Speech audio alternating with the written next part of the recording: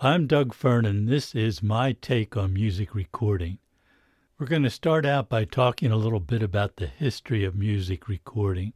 And if you think of history as something dull you took in school that was a memorization of dates and events and people, this isn't going to be exactly like that at all. I'm more interested in how the technology changed the music and how the music changed the technology. And that's going to be the focus. We usually think of the beginning of the recorded music era as Edison's phonograph, which was patented in 1877. Edison wasn't the first to record sound, but prior to Edison, it was mostly a research tool that scientists used in order to analyze audio waves. So it was never really meant to be heard by anybody. It was just a scientific tool. But Edison realized that this could be a commercial product, and recording music and putting it out there for people to buy could be very profitable. Edison's system of recording was entirely acoustical and mechanical. It didn't involve electricity in any way. The sound was picked up by a large horn, which could be many feet across, and that funneled the sound pickup down to a diaphragm, the end of the horn, which was mechanically coupled to a stylus, which engraved a facsimile of the music onto a revolving wax cylinder.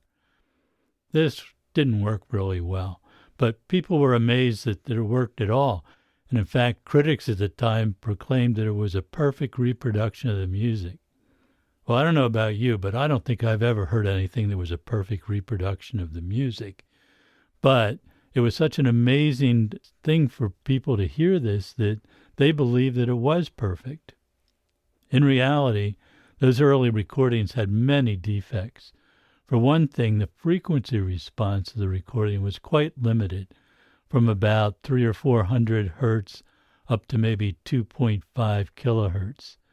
That's less than 3 octaves of our 10-octave range of hearing. So it was just a tiny window of the audio spectrum.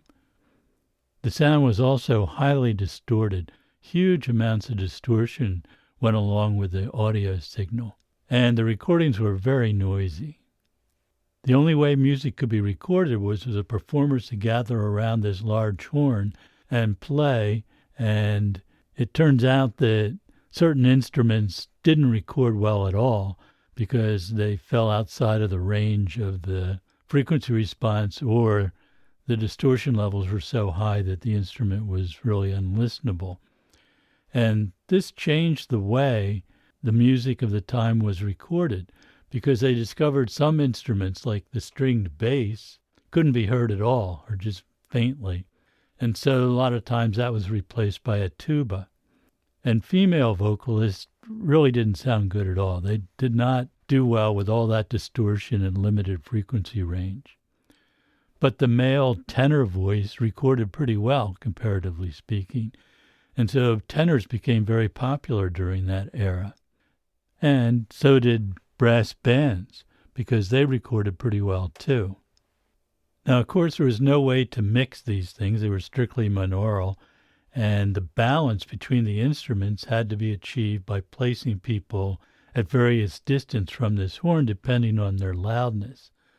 So if you look at photos from those early sessions, you'll see people crammed right up against this horn playing the quieter instruments.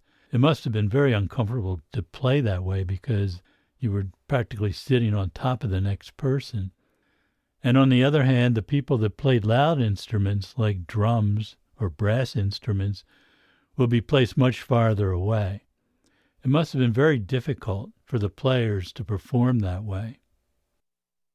Prior to the music recording era, if you wanted to hear music, you either had to go someplace to listen to it or make it yourself. And of course, most people had to go someplace to listen. Because of this, music was a social occasion, and you were always listening in a group of people. It could be large, it could be small, but it was a group activity. But with the advent of recording, it became possible to listen to a recording all by yourself.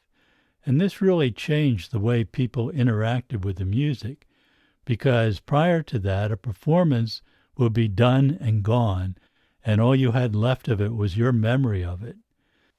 With recording, it became possible to listen to the same performance over and over again, and that would reveal any errors or lack of good interpretation of the music. And that changed the way people performed for recording, because they knew that people would be listening to this over and over again, perhaps for years and years, and they had to focus on making it as perfect as they could. So it really changed the way people performed. Another serious drawback of this early recording system, which really persisted until about 1950, was the lack of sufficient recording time that would fit on a cylinder or later on a disc. The recordings were limited to about 2.5 minutes of music.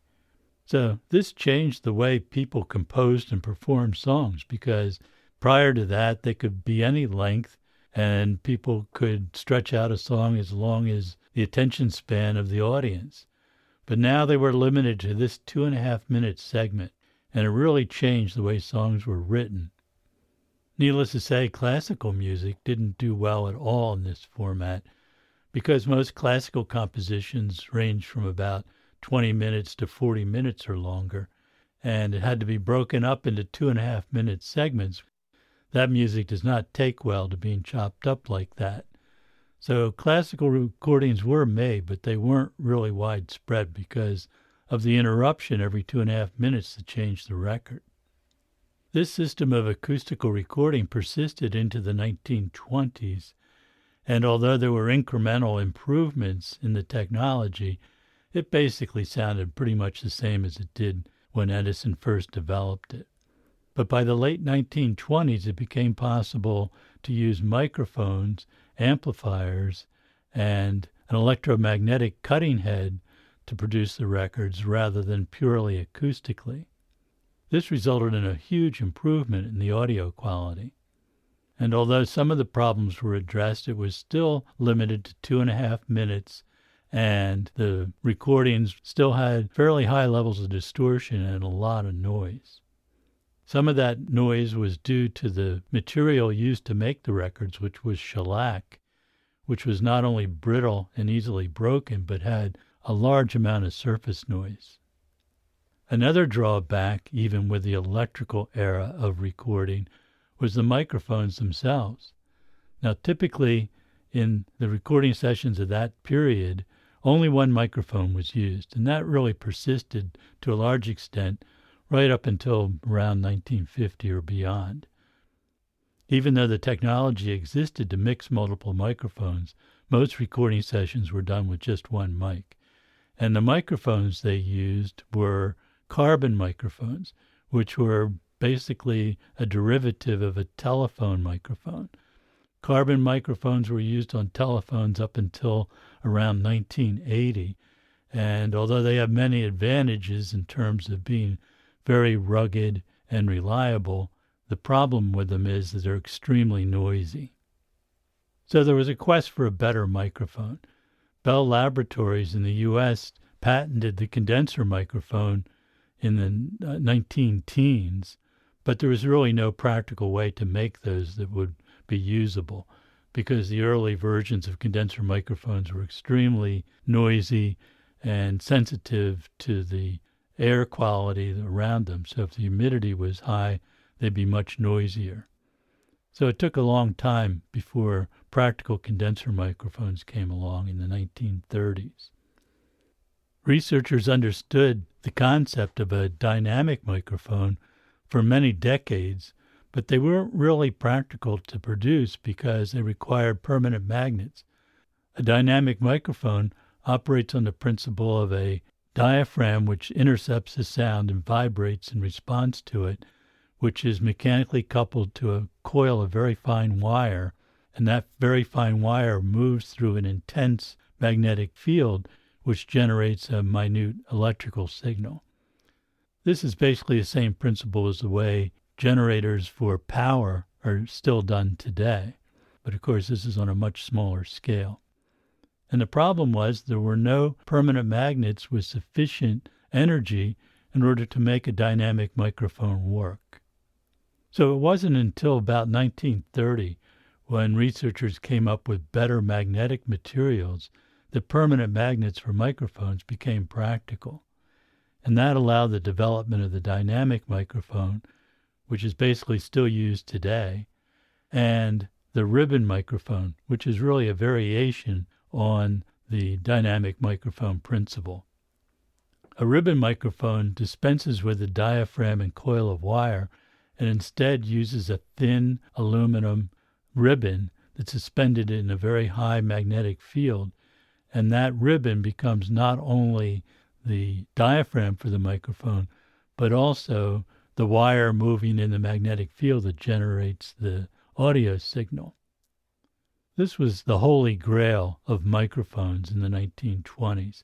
Everybody was trying to develop a practical ribbon microphone because they knew that it would be vastly superior to the carbon microphone and superior to the regular dynamic microphone. And this was because the ribbon, being very thin and lightweight, responded almost instantly to the sound hitting it and recreated that sound with much better fidelity than any other microphone type available. One of the pioneers in the development of the ribbon microphone was Harry Olson at RCA Laboratories in the U.S. Dr. Olson was not only a scientist, but he also understood what music was supposed to sound like. And as he developed his prototypes of the microphone, he not only measured them using facilities that he designed to do that, but he also took them out and recorded actual music and voices and compared how they sounded with previous versions of the microphone. That became the RCA 44 series of microphones, which was produced up through the 1970s. If you look at photographs of recording sessions from the 1930s, most of the microphones you see in those sessions were ribbon microphones, and the majority of them were the RCA 44 with its classic kind of diamond shape. If you're wondering what the 44 sounded like, you're actually listening to it right now, because the microphone I'm using to record this is a modern version, but an exact replica of the RCA 44. This one's made by Audio Engineering Associates, and it's really my favorite microphone for many things. And I find it truly remarkable that the first really high-fidelity microphone ever developed, still to this day, is one of the best-sounding microphones ever made. The ribbon microphone and later the condenser microphone brought the recording quality up another notch, but you were still dealing with shellac records, 2.5 minutes, high distortion, limited frequency response, and so on. The microphones and everything else in the recording chain was far superior in terms of the audio quality than the recording medium. Despite all those limitations, there's still some really excellent recordings from the 1930s that still sound pretty good to us today, even with their limited frequency response. Researchers in the area of music recording realized that a superior system would be a magnetic recorder, and this consists of a magnetic recording head, which is basically a coil of wire around an iron core, which forms an electromagnet. Now, if you put DC through an electromagnet, it becomes magnetized. When you remove the voltage from the electromagnet, the magnetism disappears. But if you change that from a direct current, like from a battery, to an audio signal from an amplifier, the magnetic field varies according to the frequency and the intensity of the audio signal. And if you're able to move a magnetizable medium past that head at a constant rate, you can record the audio as magnetic variations in that medium. This was done in the 1930s using wire recorders, which use a spool of steel wire that was transported through the recording head, and as the wire passed by, it was magnetized according to the audio that was fed into the recording head. This could be played back by reversing the process because the magnetized steel wire passing by this recording head would induce a very minute signal into the coil of wire, and that could be amplified and recreated back into the original sound. The problem with the wire recorder was it was really awful sounding. It was worse than the shellac disc, but did have the advantage of theoretically unlimited recording time. But the wire recorder had limited frequency response, very high distortion, very high noise level, so it was never seriously considered for music recording. And what wire recorders there were used primarily for dictation and training. They really weren't ready for mass production as a music source. However, in Germany in the late 1930s and early 1940s, scientists had developed a different kind of magnetic recorder, which utilized a plastic tape with a magnetic material coated onto it, basically iron oxide, which we think of as rust. This, along with some other technological improvements in the concept, resulted in recordings that were pretty good and certainly better than the shellac disc quality. At the end of World War II, an engineer in the military, Jack Mullen, came across some of these German-made tape recorders and had them shipped back to his home in California, where he continued to experiment with them. He realized that this could be a commercial product of immense value. He partnered with the Ampex company, which was a military contractor during the war, and now needed some new direction to go to utilize their manufacturing facilities. But it was going to take a lot of money to bring this product to market. There still was a lot of research and development that had to be done. And the funding for this was provided by entertainer Bing Crosby, who was extremely popular at this time and had network radio show that was broadcast throughout the country. And because of the time zone differences, he had to repeat the program a couple of times at minimum in order to cover the proper times for each section of the country. The idea of being able to record his show with perfect fidelity and play it back when needed really appealed to him. So he was willing to put the millions of dollars in development into the tape recorder. Also during that period after World War II, Columbia Records was experimenting with an improved disc system. They developed a new disc which they called a long playing disc, or LP, which changed the technology completely.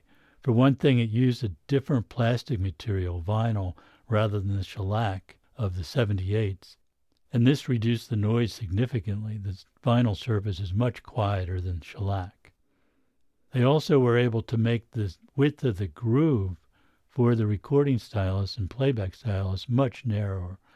They called this micro groove because it was so much smaller than the old standard groove 78. And because of the improvements obtained with the vinyl material, they were able to reduce the revolution speed to 33 1/3 RPM, which meant they could get 22 minutes of music on the side of a disc. This was a huge revolution in the way music could be distributed. This was especially beneficial to classical music because having to change the record every 20 minutes was certainly superior to changing it every 2.5 minutes. But it also created a new problem for pop music because still to this day, that 2.5 minute length of a song persists in popular music today, even though gradually over the years that time frame is increased. So now typically records are 3.5, 4 minutes long, but they still were relatively short. That meant you could put 5 or 6 songs on the side of an LP, which was great because people could buy it and listen through it and hear one song after another. However, the problem was that the performers had to actually perform all 5 or 6 songs, one right after another, with just a few seconds in between, and perform each one of them perfectly. If you made a mistake on the last song, you had to go back and do the whole thing over again. Now, I'm sure there were performers that could pull this off, especially if the music was all scored out and played by musicians that were used to playing like that. But for a lot of music, it just wasn't practical.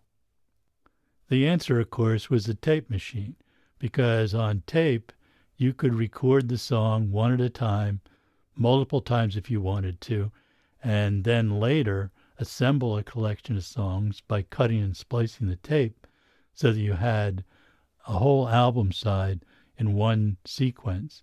Even though you may have recorded it at different days, different places, it didn't matter anymore. Also, for better or worse, magnetic tape recording made it possible to edit the music, which means if you had a song that was recorded and it was well performed up until, say, the last verse, and then somebody made a mistake or the performance became uninspired or whatever, it was possible to cut and splice that tape and choose another performance of it where the last verse was better performed. Up until this point, all the recordings ever made were all monaural.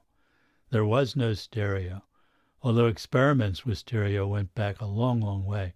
At the end of the 19th century, for example, if you lived in a major city that had an opera or concert hall, you could subscribe to a service that provided live music from that venue to your home through dedicated telephone lines. And it was practical to use two microphones on the stage to feed two different telephone lines, which at your home would be fed to two different telephone receivers.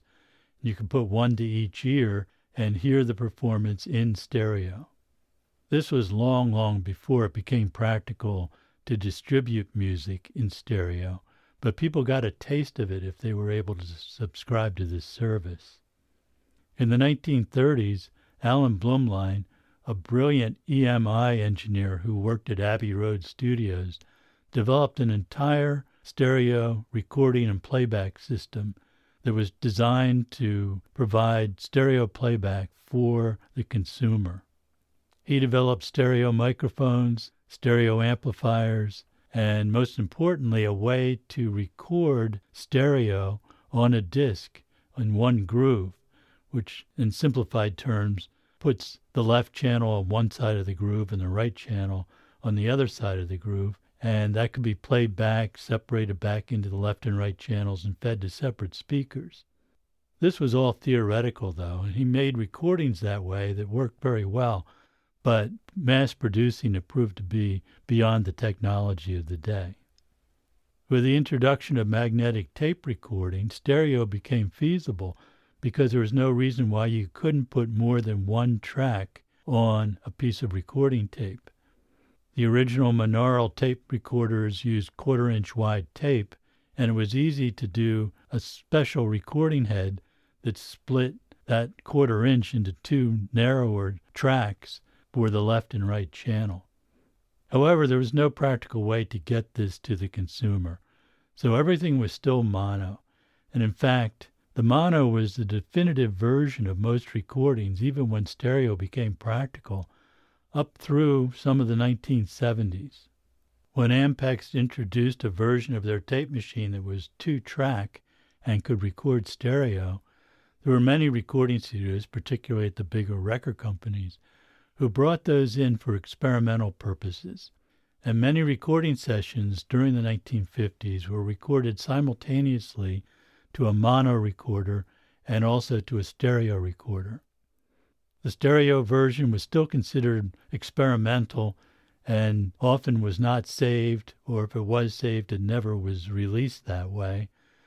But it was just something that they ran in order to gain knowledge about the technology. Also during the 1950s, three-track recorders using half-inch wide tape became available. Many of the recordings from the 1950s were done three-track like that. And with the three-track recording system, you could record the vocal on one track, all the instruments on another, and then later you could mix the relative volumes of the music and the vocal, something that could not be done prior to that after the fact. It was a short step to going to a 4-track recorder, which gave you even more versatility, and the track count just kept going up after that. But there was one innovator in the early 1950s that was a decade or more ahead of the rest of the recording industry, and that was Les Paul. He's best known as a guitarist, but he's really a multi-instrumentalist, and he realized that given enough tracks, he could perform all the instruments himself.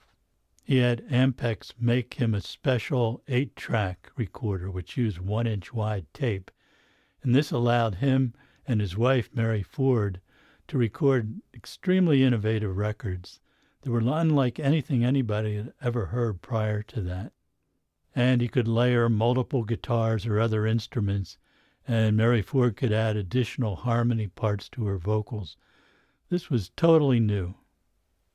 But the 8-track tape recorder did not become mainstream in recording until into the 1960s. And almost as soon as 8-track recording was established, the tape recorder manufacturers came out with 16-track tape machines, which used 2-inch wide tape, and not long after that, 24-track recorders still on 2-inch tape. And that became the standard for another decade or so. We'll talk more about this in a future show on multi-track recording. Scientists in the 1950s were working on a stereo disc system, which would allow them to distribute the recordings in stereo. The system adopted was largely based on Alan Blumlein's 1930s concept, and it worked pretty well, but there were very few consumers that had the equipment necessary to play back the music in stereo. As a consequence, stereo was still considered a low-volume format for records, and if a stereo record was put out, it was certainly accompanied by a monaural version, which outsold it by a huge margin. And this persisted for a long time after stereo became pretty well established, and it wasn't until the 1970s that record companies abandoned the mono version of recordings entirely and just focused on stereo. Scientists in the 1920s at Bell Laboratories and other research laboratories around the country and around the world realized that there was another way to record audio. Instead of using an analog system like the disc or a tape recorder, audio signals can be converted into a digital signal, basically an on-off 1 or 0 system. Bell Labs had figured out the whole concept of digital recording by the early 1930s and developed all the technology that we use today to encode audio into a digital format. However, digital recording was not practical at that time because we just did not have the recording medium that could handle that. However, Bell Laboratories, which of course was the research arm of the telephone company in the United States, realized that digital audio could be helpful in the telephone system. So by the mid-1950s, they were already using digital audio for long-distance telephone calls, where the audio from a telephone was converted into a digital signal, sent over the lines as a digital signal, and then converted back into an analog audio signal at the other end of the circuit. But this still wasn't practical for a recording. In the 1960s and 1970s, talk about digital audio recording was quite prevalent, and people immediately saw there could be many advantages to recording in digital over the existing analog services. And we knew for sure that the signal-to-noise ratio could be vastly improved with digital over an analog system. In the 1970s, some digital audio products were available for the recording industry, basically things that delayed the signal or added reverberation to it, things that could be done in an analog domain, but were much more versatile in a digital domain. But actually preserving digital recording took a little bit longer. And during the 1980s, several manufacturers came out with digital audio tape recorders, which are basically the same as their analog counterparts, but they recorded the signal on the tape as a digital signal rather than as an analog signal. This was an interesting advancement, but it had some drawbacks, such as the limited recording time on a reel because you had to run the tape at a fairly high speed. And also, it wasn't really practical to edit that tape. You could cut and splice it to assemble a master with individual songs, but you couldn't really properly edit within a song. With the advancement of computer technology and higher capacity hard disk drives, recording audio in the digital domain became much more practical in the 1990s. Today, almost all recording is done digitally using a computer and a hard disk or solid-state drive. On the consumer side of music, the LP remained the dominant distribution medium, although there were available music on tape cassettes, which were convenient, especially in a car, but fidelity-wise, they weren't really all that great.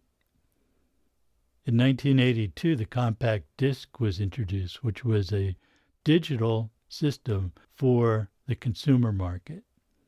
This is probably the only time in recorded music where the consumer version of recorded music was in advance of the recording technology used in the studio.